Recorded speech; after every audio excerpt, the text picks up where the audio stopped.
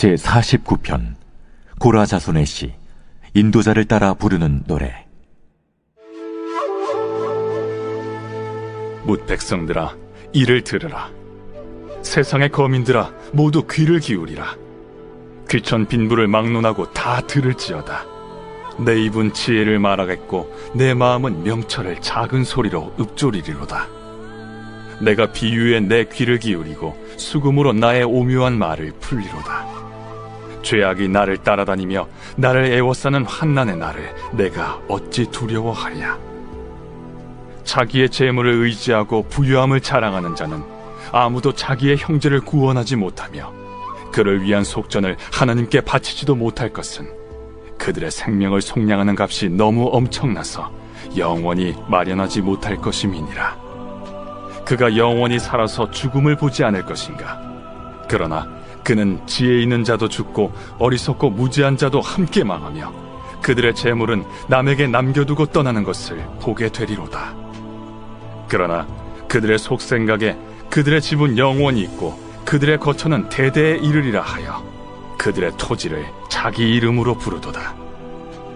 사람은 존귀하나 장구하지 못하며 멸망하는 짐승 같도다.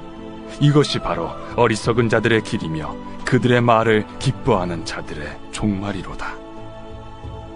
그들은 양같이 스올에 두기로 작정되었으니 사망이 그들의 목자일 것이라. 정직한 자들이 아침에 그들을 다스리리니 그들의 아름다움은 소멸하고 스올이 그들의 거처가 되리라.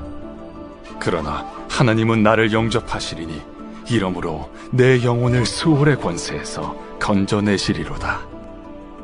사람이 치부하여 그의 집에 영광이 더할 때 너는 두려워하지 말지어다. 그가 죽음에 가져가는 것이 없고 그의 영광이 그를 따라 내려가지 못함이로다. 그가 비록 생시에 자기를 축하하며 스스로 좋게함으로 사람들에게 칭찬을 받을지라도 그들은 그들의 역대 조상들에게로 돌아가리니 영원히 빛을 보지 못하리로다. 존귀하나 깨닫지 못하는 사람은 멸망하는 짐승 같도다.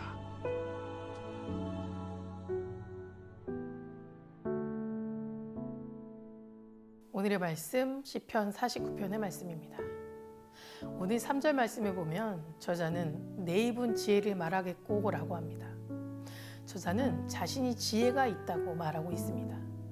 저자처럼 지혜를 말하기 위해서 우리는 마음에 지혜의 저장고가 있어야 합니다.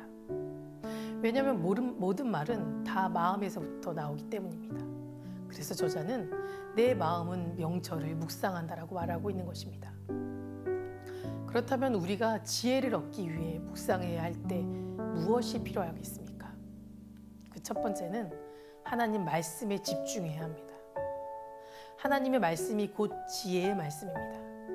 하나님의 말씀은 우리 인생의 이정표이며 어떤 삶이 지혜로운 삶인지 안내하기 때문에 우리는 무엇보다 하나님의 말씀에 집중해야 합니다.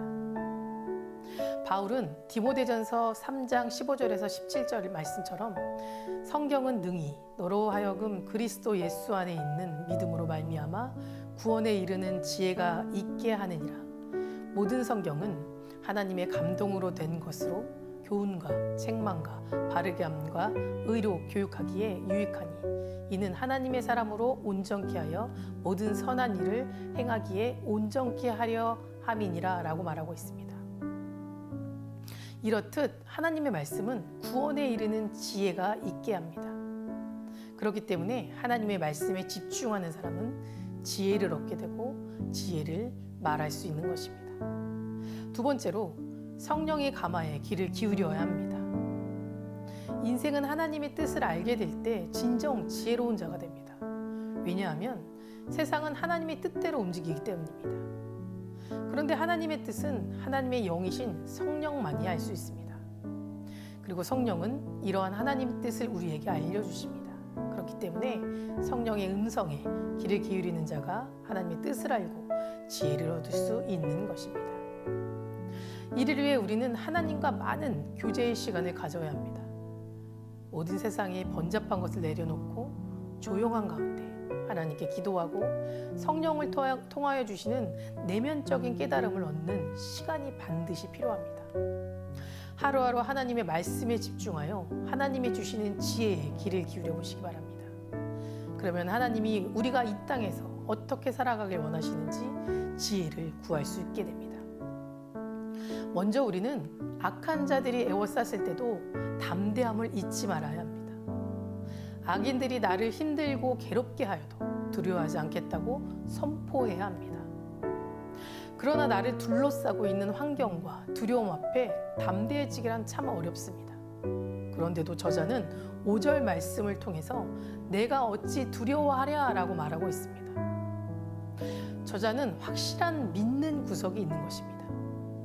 인간은 연약한 존재이기 때문에 믿는 구석이 없으면 두려움 앞에 담대해질 수 없습니다. 힘없는 어린아이가 자기를 괴롭히는 아이들 앞에서 두려워하지 않고 담대해질 때가 있습니다. 그때가 언제입니까? 그것은 바로 그들보다 힘이 센 부모님과 함께 할 때입니다. 부모님은 아이들에게 믿는 구석인 것입니다. 그렇다면 저자가 두려워하지 않고 담대할 수 있었던 믿는 구석은 무엇이었을까요? 그에 대한 해답은 5절 이후에서 찾아볼 수 있습니다. 내용을 살펴보면 저자가 환난을 당하게 된 이유는 불의의 제물로 부유하게 된 자들의 핍박과 억압이었던 것으로 보입니다. 그런데 저자는 인생의 순리를 보니 아무리 부한 자도 그의 제물로 자기나 형제를 구하는 사람은 없었고 부한 자도 죽기 매한가지라는 것입니다. 부한 자나 가난한 자나 존귀한 자나 비천한 자나 죽음은 피해갈 수 없다라는 것입니다. 제물로 의인을 핍박한 악인은 죽게 되고 하나님의 심판을 받아 영원히 망하게 되는 반면에 의인은 하나님의 심판을 받지 아니하고 구원을 받게 된다는 것을 알게 된 것입니다. 저자는 하나님의 말씀을 통해 이 진리에 대해서 깨달음을 얻게 된 것이고 죄악이 자기를 에워싸고 있는 환난의 날에도 결코 두려워하지 않겠다고 선언하고 있는 것입니다. 저자는 악인들이 핍박하고 육신의 생명을 위협한다 하더라도 우리의 영혼은 어찌하지 못한다는 확신이 있었던 것입니다. 우리에게도 이런 확신이 있다면 우리를 핍박하는 수단이 되었던 재물이나 권력, 내 상황 속에서 내가 어찌 두려워하랴 라고 말할 수 있게 될 것입니다. 사도 바울도 이러한 확신이 있었기에 고린도후서 4장 8절 말씀에 우리가 사방으로 우겨쌈을 당하여도 쌓이지 아니하며 답답한 일을 당하여도 낙심하지 아니하며 라고 고백할 수 있었던 것입니다. 우리도 악한 자들이 애워싸는 환난 가운데 내가 어찌 두려워하랴 라고 담대하게 선포해 보시기 바랍니다. 마지막으로 17절과 19절을 보면 그가 죽음에 가져가는 것이 없고 그의 영광이 그를 따라 내려가지 못함이라. 그가 비록 생시에 자기를 축하하며 스스로 좋게 함으로 사람들에게 칭찬을 받을지라도 그들은 그들의 역대 조상들에게로 돌아가리니 영원히 빛을 보지 못하리로다 라고 말하고 있습니다. 사람이 죽으면 가져가는 것도 없고 살았을 때 영광도 그를 따라가지 못하기 때문에 죽어서는 살았을 때처럼 그 빛을 보지 못한다는 것입니다. 사람이 죽으면 이 땅에서의 영광은 그것으로 끝입니다. 더 이상 산 사람의 영광을 지속될 수가 없습니다. 죽음 이후에는 전혀 다른 세계가 펼쳐지기 때문입니다. 누가복음 12장에 보면 예수님께서 한 부자의 이야기를 들려주고 계십니다. 어느 마을에 큰 부자가 있었습니다. 많은 재물을 얻게 되자 염려에 쌓이기 시작됩니다. 이 곡식을 쌓아둘 곳이 없는데 어떻게 하면 되지? 이 부자는 헌 곡간을 헐고 새 곡간을 더 크게 짓고 곡식과 물건을 쌓아둘 계획을 세웁니다. 그리고 그는 누워서 내 영혼아 여러 해 쓸 물건을 많이 쌓아두었으니 평안히 쉬고 먹고 마시고 즐거워하자라고 인생을 즐길 생각에 빠져 있습니다.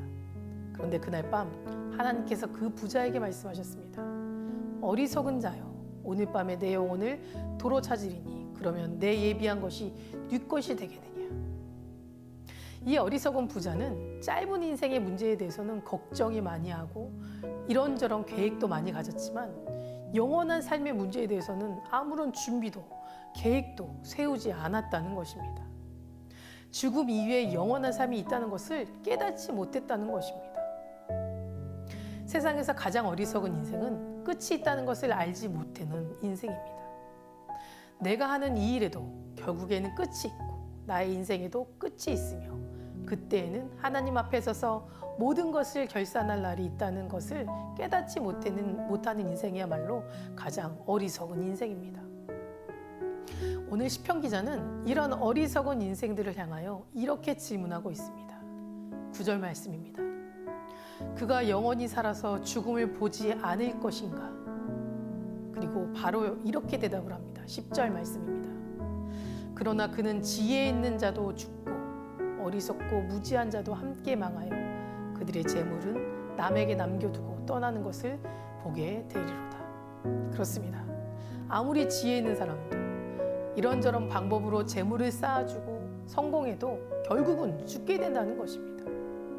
똑똑한 사람도 어리석은 사람도 부자도 가난한 사람도 다 결국에는 죽게 되는 것입니다. 그리고 이 세상을 떠날 때는 공평하게 다 똑같이 빈손으로 돌아가게 되는 겁니다. 그러나 어리석은 사람은 그 사실을 깨닫지 못하고 자신의 소유가 영원할 것으로 착각하며 삽니다. 하지만 죽음 앞에선 살아생전 누리던 영광도 덧없고 이 땅에 있었을 때 자리를 탐하고 영광을 누리려고 애를 쓰지만 죽고 나면 아무 영광도 남지 않게 됩니다. 그러므로 우리는 이 땅에 잠시 잠깐의 것에 소망을 두고 살아서는 안 됩니다. 영원한 것에 소망을 두고 영원한 삶을 바라보며 사는 것이 이것이야말로 지혜 있는 삶입니다. 예수님을 믿는다는 것이 무엇입니까? 이 땅에서 돈 벌고 출세하고 높은 지위에 오르고 그것이 목적이 되어서는 안 되는 것입니다. 물론 우리에게는 이 땅에서 하나님이 주신 축복을 누리며 살아갈 권리가 있습니다.